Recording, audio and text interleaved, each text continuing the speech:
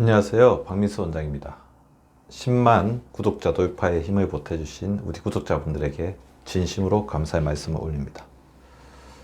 보다 건강하고 알차고 행복한 영상으로 여러분들에게 보답하겠습니다. 오늘은 폐 디톡스에 대해서 이제 말씀을 드릴까 하는데요. 어느 때보다도 폐에 대한 관심이 높아지고 있습니다. 저는 폐는 우리 몸이 외부하고 소통하는데 가장 최일선에 있다고 보는데요. 왜냐하면 개방된 공간이죠. 바로 이렇게 공기를 들이마시면서 외부에 있는 수많은 어떤 물질들과 교류하고, 공기를 우리가 들이마시지 않으면 그 산소 자체를 통해서 우리 생명 활동을 영위할 수 없기 때문에 어떻게 보면 폐는 우리 몸에서 가장 힘든 일을 담당하는 우리 몸의 가장 충직한 일꾼이라고 할 수가 있는데요. 옛날에 원시 사회는 이러지 않았을 것 같아요. 현대는 보십시오. 미세먼지와 황사, 매연과 자동차 가스, 각종 알레르기, 꽃가루 진먼지, 그 다음에 담배 연기, 그 다음에 악취와 우리 주변에 있는 여러 가지에서 나오는 많은 이제 휘발성 용제, 유독물질들, 그리고 나날이 이제 우리 몸에 대해서 저항력을 가지고 우리 몸을 공격하려고 호시탄탄 노리고 있는 세균과 바이러스, 이런 것들과 무수하게 싸우면서 우리 몸으로 산소를 들여보내서 우리의 어떤 생명 활동을 영위할 수 있는 에너지를 만드는 기관이 바로 폐이기 때문에 폐를 건강하게, 클린하게, 청정하게 유지한다는 것은 너무나 중요한 과제임의 사실입니다. 따라서 오늘 폐 디톡스, 이렇게 많은 여러 가지 우리 폐를 괴롭히는 물질로부터 폐를 어떻게 하면 청정지역으로 좀 더 건강하고 오랫동안 유지하느냐가 어떻게 보면 우리가 건강한 생명 활동을 영위하는 데 있어서 가장 중요하다고 볼 수가 있겠어. 그래서 오늘은 럼 디톡스, 폐 디톡스에 대해서 말씀을 드리려고 하는데요. 아직까지 저는 굉장히 연구하고 있는 단계입니다. 관심을 많이 가지고 있고 앞으로 보다 이렇게 진전된 여러 가지 정보들을 전해드리려고 하고 있고요. 지금 제가 간단하게 정리된 원칙적인 부분들을 말씀을 드리려고 합니다. 먼저 폐를 둘러싼 환경의 디톡스 해야 되겠죠. 우리 주변의 공기 환경, 호흡 환경이 청결하고 깨끗하지 못하고 독소로 가득 차 있다면 우리 폐는 결코 그것으로부터 자유로울 수 없습니다. 환경 디톡스의 가장 중요한 원칙은 환기입니다. 오랫동안 밀폐된 공간에서의 우리 공기는 그만큼 많은 유독물질과 세균과 바이러스를 가지고 있을 수밖에 없습니다. 밀도가 높아지는 거죠. 그래서 미세먼지가 많은 어떤 시간에도, 미세먼지가 적은 시간에 타서 그 계절에도 환기를 시켜주라고 하는 거죠.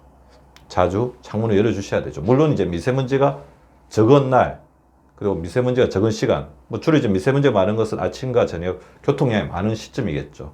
시점에 적어주고, 미세먼지가 적은 날 집중적으로 좀 환기를 시켜주는 게 좋을 것 같고요.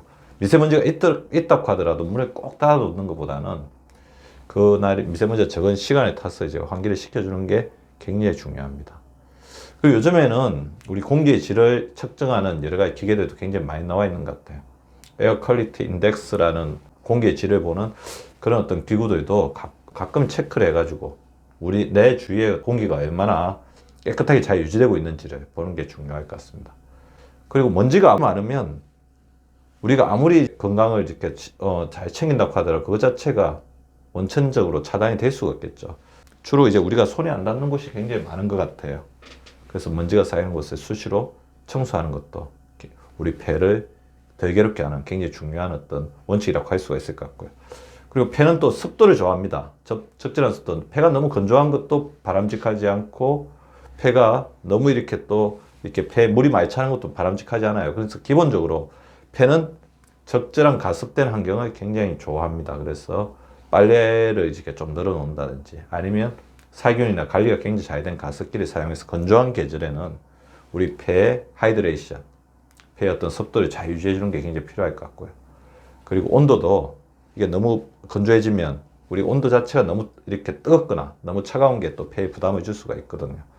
너무 덥거나 차가지 않고 약간 서늘하게 우리 온도를 유지해 주는 것도 필요할 것 같습니다. 제가 폐가 젖어 있지 말았고 했는데, 폐가 이제 습도를 좋아한다고 했잖아요. 이 젖어 있다는 것은 물에 잠기는 것. 폐에 수분이 정체되는 것을 이야기합니다. 폐가 수분이 정체되어서 폐가 물에 빠져 있게 하지 말라는 겁니다.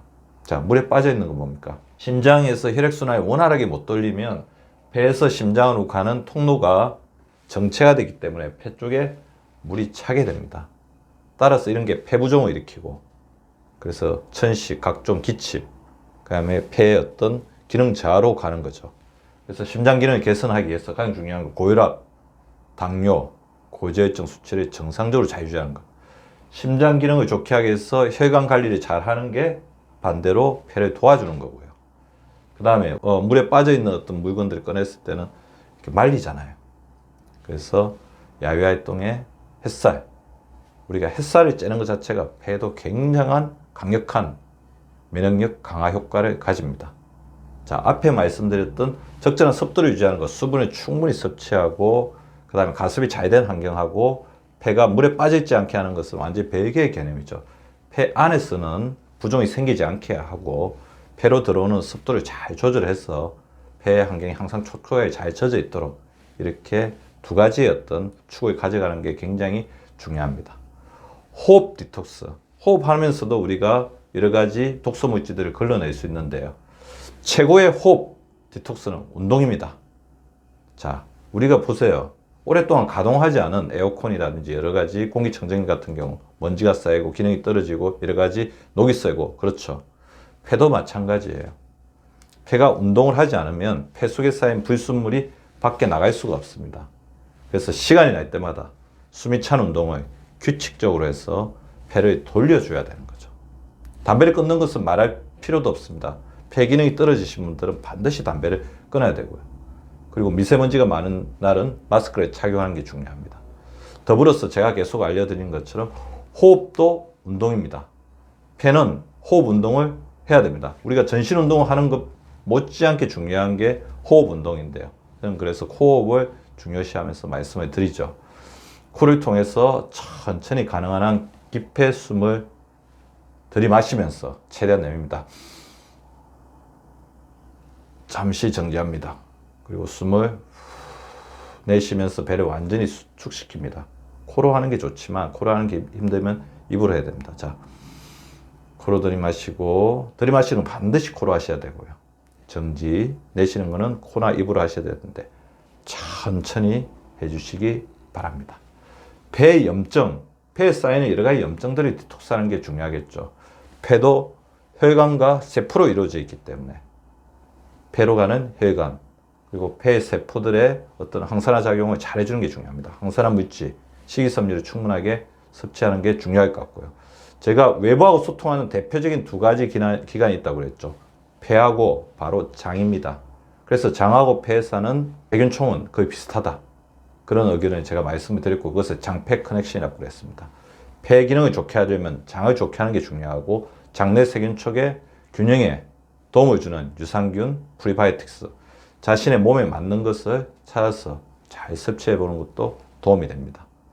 금방 말씀드린 것처럼 장을 좋게 하려면 충분한 수분 섭취를 하는 게 중요하죠. 그렇게 되면 우리 기관지, 폐도 촉촉하게 자신의 가장 알맞은 습도를 유지할 수 있습니다. 자, 폐 디톡스를 위해서 제가 외국의 여러 논문들을 찾아봤는데요. 다 좋다고 알려진 것들입니다. 항산화 작용이 뛰어난 것. 생강, 강황, 사과, 마늘, 녹차, 브로콜리, 유칼립투스. 자신이 봐서 자신이 좋아하는 음식을 드시면 되고요. 더불어서 폐에 가장 많은 데미지를 주는 게 활성산소죠. 활성산소는 짝이른 산소고, 이것 자체가 우리 몸에 들어오면 폐 혈관세포에 커다란 손상을 주게 됩니다. 활성산소 많이 만들어지는 경우는 스트레스죠. 그래서 스트레스를 줄이는 것은 폐 디톡스에도 아주 중요합니다. 활성산소가 들어와서 우리 폐를 망가뜨리는데, 이 활성산소를 제거하는 데 가장 큰 도움을 주는 어떤 물질 중에 하나가 글루타치온이라는 게 있습니다. 이렇게 복잡한 대사작용을 가지고 있는데요. 이 글루타치온은 들어와서 세균과 바이러스에 대해서 염증을 완화시키고 그것을 살균하는 작용을 하는데, 우리 몸에 있는 대사 시스템을 도와주는 작용을 하기 때문에 활성산소도 없애고 세균과 바이러스를 쓰는데도 글루타치온이 작용을 하게 되는데요. 자, 글루타치온이 풍부한 음식, 십자가 어떤 음식이나 견과류에 많이 들어있다고 알려져 있는데요. 아스파라거스, 아보카도, 양배추, 시금치, 모양들이 다 비슷하죠. 약간 십자가 이렇게. 브로콜리, 오이, 토마토, 아몬드에 많다고 알려져 있습니다. 폐가 가장 좋아하는 것은 바로 자연입니다. 밀폐된 실내 공간이 아니고 자연으로 나갔을 때 폐는 드디어 활력을 가지고 생명력을 얻게 되는데요. 자, 자연을 보십시오. 햇살이 있고 나무에서 나오는 피톤치드가 있고 비타민 D가 폐 면역력을 도와줍니다. 비타민 D가 풍부할수록 폐에 들어온 여러 가지 세균이나 바이러스 잘 제거하는 작용을 가집니다. 자, 우리나라는 너무나 좋은 자연 환경이죠. 따라서 시간이 날 때마다 산과 바다 들로 가서 걷고 뛰고 운동을 하시기 바랍니다. 웃는 것도 바람직하겠죠. 좋은 사람과 함께 하면 더욱더 폐가 좋아하겠죠. 자, 폐 디톡스 오늘 배우신 거 잘 실천하시고 우리의 평생 동반자 폐를 잘 돌봐주시기 바랍니다. 감사합니다. 구독과 좋아요는 박미수 박사 TV를 지속시키는 생명력입니다. 많이 구독해 주시고 좋아요를 눌러 주시기 바랍니다. 항상 감사드립니다.